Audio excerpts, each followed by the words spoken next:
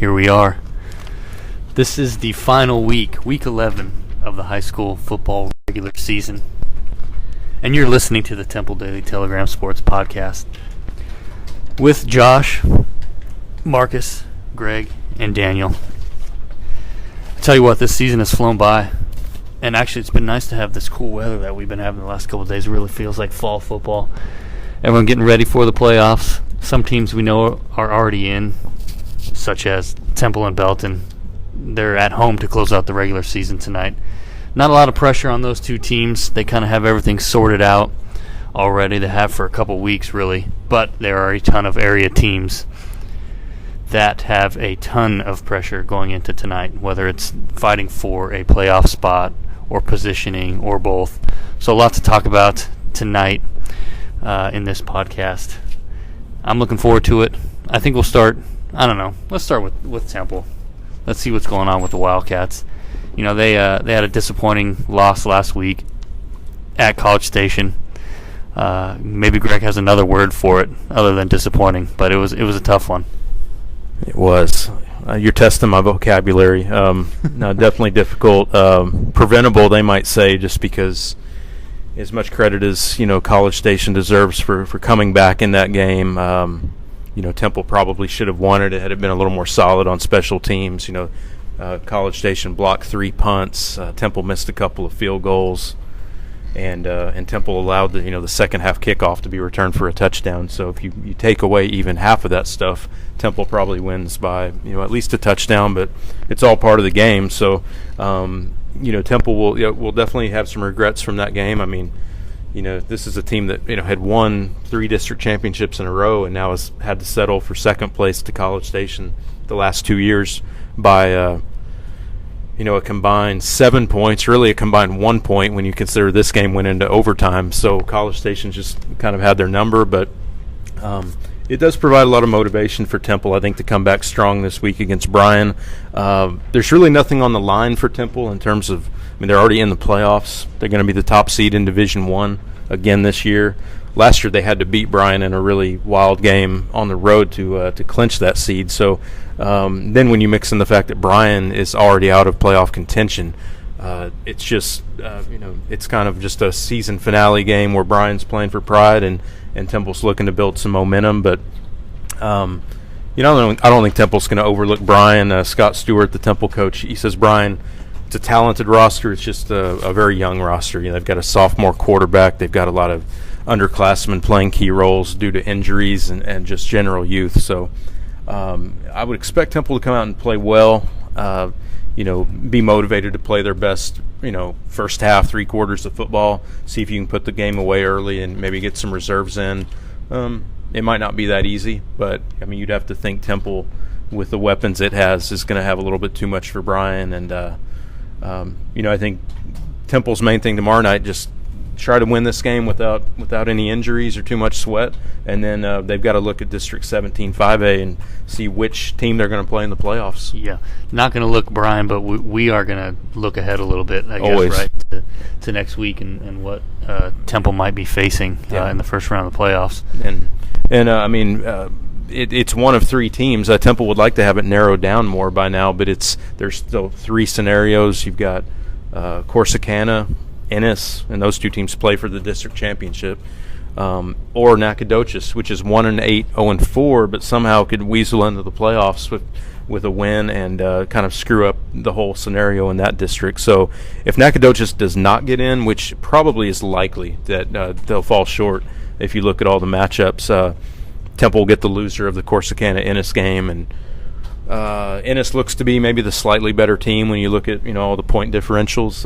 If that's the case, Temple might get a rematch with Corsicana, a game that Temple won 34-10 last year in the first round on their way to the state championship game. So Temple's had the same result against every opponent this year that it had against last year, and if they beat Bryan and beat Corsicana, that would be 11 for 11. So that's kind of interesting the way it's worked out. And one thing to look for tomorrow night is T.J. Rumfield, the Temple quarterback. He needs 15 more yards to reach 2,000 yards passing for the season, and he's got 20 touchdowns. And Anthony Jackson, the sophomore running back, is rushed for over 600 yards in district. So those are the two guys they'll try to ride again tomorrow night.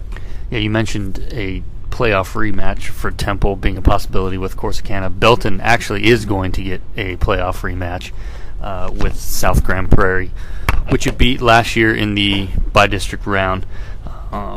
Belton doesn't, like Temple, there's nothing on the line as far as win and loss tonight. Belton secured the Division I number 1 seed out of the District 8-6A last week with its win. But, they also can finish with a win against Cove tonight with a 5-1 district record, which is an improvement from last year, and I know would make first-year head coach Sam Skidmore pretty proud that they were kind of able to kind of carry this momentum that they've built over the last few years and make an improvement in district at the same time. Cove, meanwhile, it has to win to get in. And then hope that Killeen loses to Harker Heights in the other District 8-6A game going on tonight. Cove's an interesting team. I mean, the district opener, they played Midway down to the wire. I think it might have been a 3 or 5 point game, something really close. Yeah, and it was Midway's closest game of district by far. But then Cove's had some losses.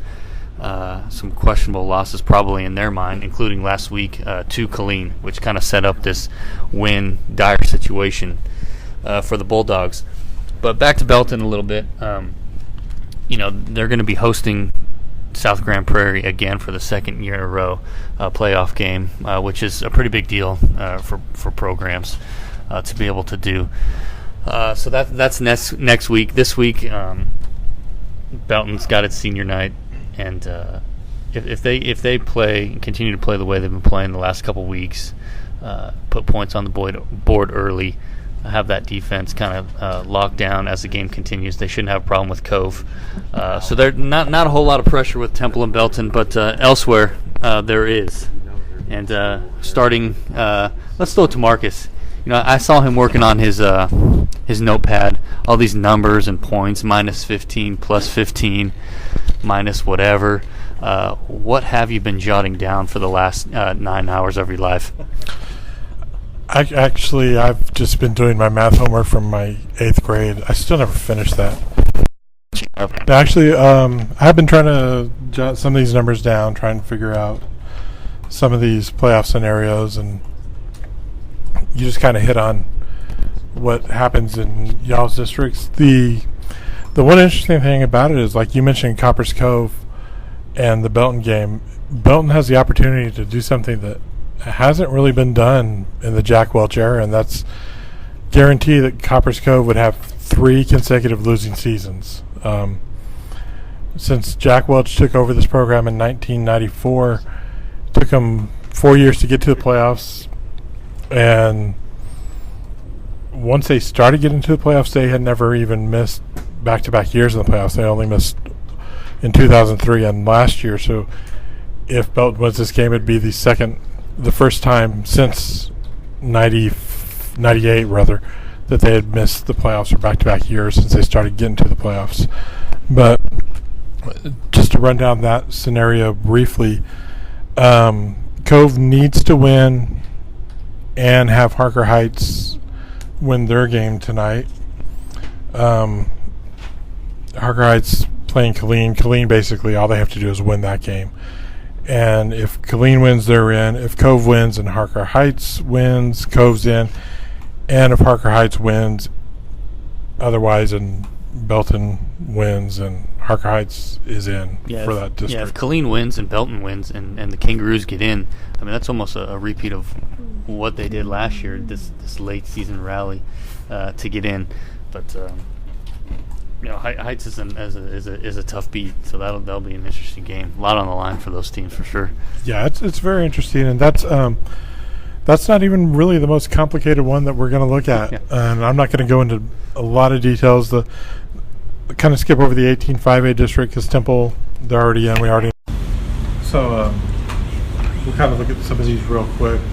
The least complicated ones, really. We'll just kind of skim over it. But I'll kind of go down in order of like the ranks. In District 13-4A, where Gatesville plays, basically, for all intents and purposes, Gageville's in. They just kind of have to secure that tonight. And all they really have to do is either win against Liberty Hill, which is not going to be an easy task, or have Lampasas lose their game. The one scenario that keeps Gageville out is if Lampasas actually beats China Spring by 17 points or more, and Gageville loses, and even that would come down to a coin flip where two teams between Lampasas, China Spring, and Gageville get in, and one gets out, which means basically Gageville would have to have the worst weekend ever for that to happen. I mean, if last weekend was rough with the players and eligibility thing, this weekend would be even worse if they did not make the playoffs tonight. So I hope you all understood that. Basically, we just have to win to get in. Beyond that, I'm going to skip over 9-4A2 real quick just to say in 10-3A1, the game that I'll be at tonight, Troy and McGregor, basically, that's for the final playoff spot in that. All the other teams have been determined. Rockdale, Franklin, and Cameron Yale are in. Tonight's a matter of who gets the fourth spot. If Troy wins, they're the fourth team out of that district. If McGregor wins, they'll be the third place team. And Yale would be the one that would switch between those. Now the more complicated ones. In 9-4A Division 2, Fairfield and Salado, I think, are pretty much both going to be in the playoffs, but I haven't been able to confirm the whole point system because there is a possibility that even a five-way tie could take place in there. Just ask him. But essentially all they have to do, Salado essentially just has to win tonight to make sure that all playoff scenarios are taken care of for them. And they're at Waco Connolly. Salado's 3-1 in district. Connolly's 2-2. Could win the district. Yeah.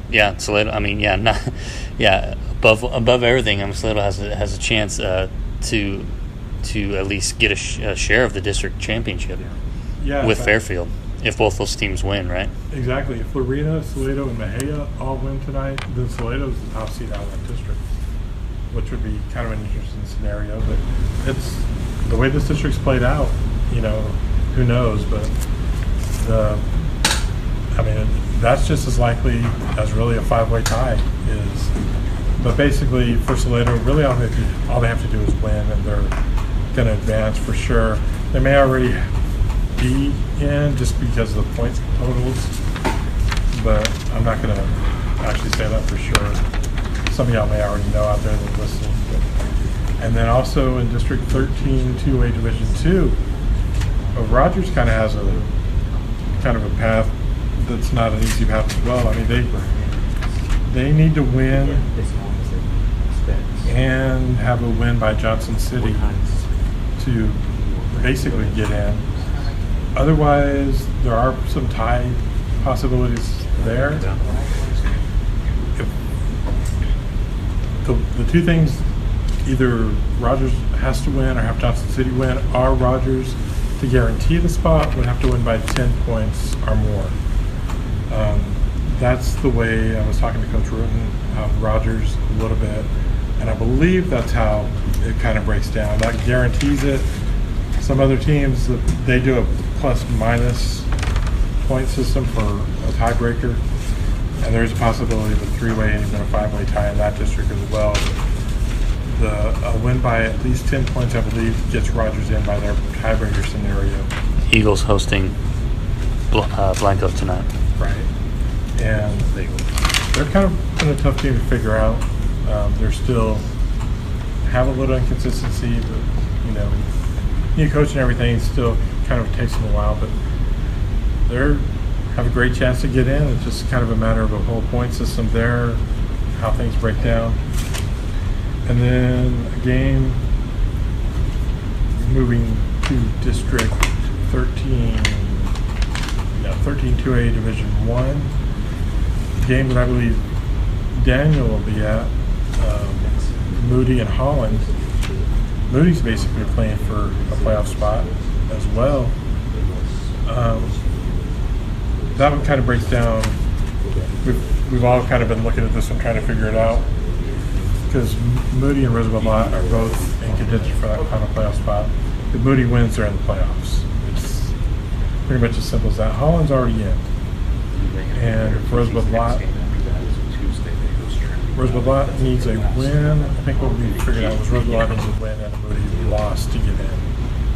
And even at that, Moody can still get in, but that's how it breaks down. Yeah, it's 3 teams going for the final 2 spots right now. Thorndale's the other team with Moody and Rosebud Lot going for those final 2 spots.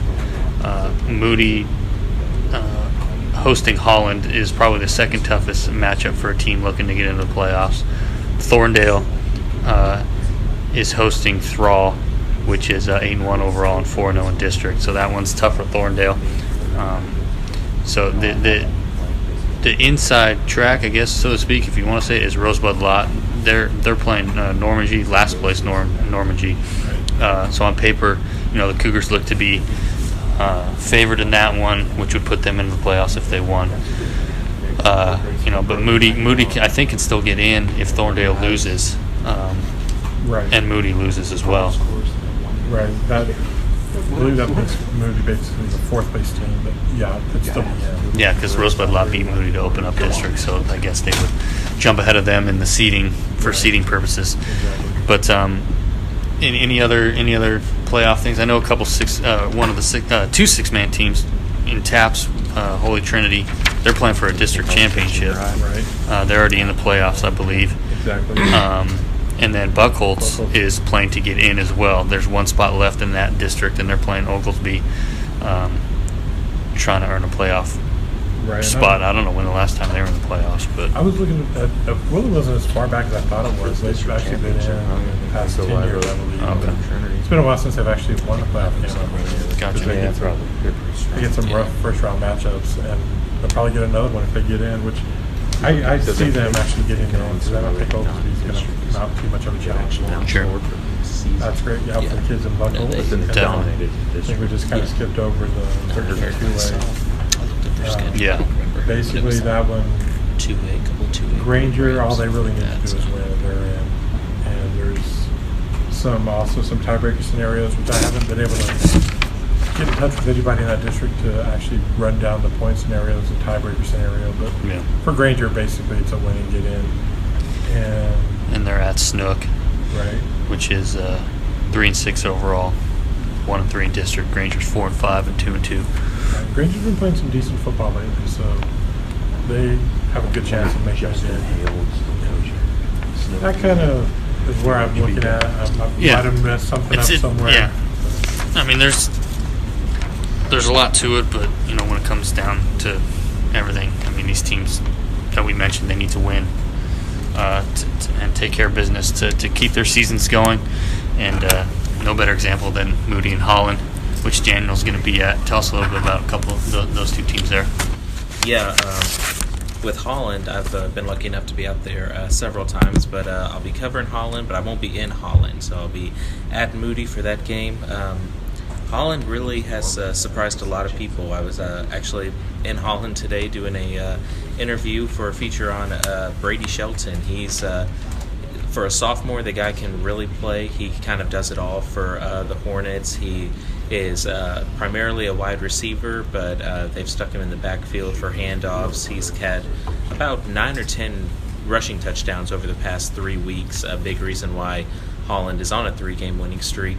And he does it all for them offensively and then on punt return, stuff like that. So really a great player. He's got Coach Brad Talbert really excited for the future. But Holland's really surprised and impressed a lot of people. Like we've talked about, 7-2 overall, 3-1 in district. They've already wrapped up a playoff spot. So they're going to be excited, not having to worry in their finale about wrapping up a playoff spot. They've already got that taken care of. But as good as Holland is, I wouldn't sleep on Moody. They've been struggling a little bit this year, but they're 2-2 in district. Like we've talked about already, they're battling for one of those final playoff spots. And being in Moody, It's going to be a good challenge for Holland. On paper, they should get the win, but again, never underestimate a team that is fighting for their postseason lives. They want to continue playing these guys. They don't want to see their season come to an end, especially on their home field. So definitely don't sleep on Moody. Both of these teams like to run the ball a lot. They're kind of similar in their point differentials in district. Holland scoring 108 points, allowing 89. Moody kind of the reverse of that, 88 points for, 104 against. So that's another thing to look at. Last week, Holland with a 28-18 win over last place Normandy. And then Moody not getting the result they wanted with a 33-0 loss to Thrall. But in their defense, Thrall has only lost one game all season. So, they're 4-0 in district. Definitely going to be a team to contend with come playoffs. So it's going to be a good matchup. The Hornets, a tough team, got a lot of weapons offensively. But again, don't underestimate Moody. They've got a lot to fight for with all the playoff possibilities and the scenarios coming down to the wire. Again, if Moody wins, they're in. If not so much. It would have to see how all that plays out with Thorndale and Rosebud Lot and stuff like that. So definitely a game you're going to want to keep your eye on coming into Week 11. And again, like a lot of these districts, we're just going to have to see how these final scores play out before we can figure out who's playing where and who's moving on. Yeah, and luckily we won't have to discuss any of this past tonight. We'll know everything that's going to happen. So next week we can just talk about the big playoff matchups and which team is playing which team. So Friday night's shaping up to be, it's going to be some good stuff. Saturday as well. This is our weekly, mention of the top-ranked NCAA Division III football team in the country, UMHB. And I saw Marcus. He just ran across the room to grab the microphone. I think he's got something to say about the Crusaders. Well, all I really have to say about the Crusaders is that they're playing my alma mater this week. So they're going down. Whoa. They're going down. Wait, did you pick? No, I didn't. Oh, okay. I'm not that dumb. Oh, okay. But no, that's all I wanted to say. I mean, yeah, it took me 3 years You didn't to get even out of the mention eighth your alma grade. mater, though. It took me 3 years to get out of the 8th grade, but then I finally got there and got to East Texas Baptist University in Marshall, Texas. But Well, I hope you... my Tigers aren't going to win, though. So. I think earlier this season I saw some media publication put out it was a map of the United States, and it had, for each state, it put the best college football program in each state. My Tigers were there? Didn't see them. Oh. But for Texas, it was UMHB. And they were considering all levels, but Sure. for just consistent success, UMHB was the representative from Texas, which has, I don't know how many colleges in Texas play football, but I think it has to be upward of 50. It's something like 40 to or 50, Yeah. maybe even 60. So hard to argue with the success they've had over the last 15 years and being the defending champ. So that was pretty I impressive. would totally agree with that, actually. Yeah, they haven't. Undefeated so far. 25th straight win on the line Saturday. And they've gotten better each week. They finally solidified quarterback. And, But potentially 4 home games. that defense has been super stingy. I guess it got tested last week a little bit in Louisiana, but I'm sure they'll game plan pretty good for the Tigers. Right. And it's it'll be a good one, but They still UMHB. have 4 home playoff games. Yeah, that's right. Yeah. This is their regular season home finale, but four home playoff games are likely or a possibility for the Crusaders. Anyway, next Friday we'll be talking to you about the playoffs. All those spots will be filled. We'll have a bunch of area teams in for sure. So look for that next week. Thanks again.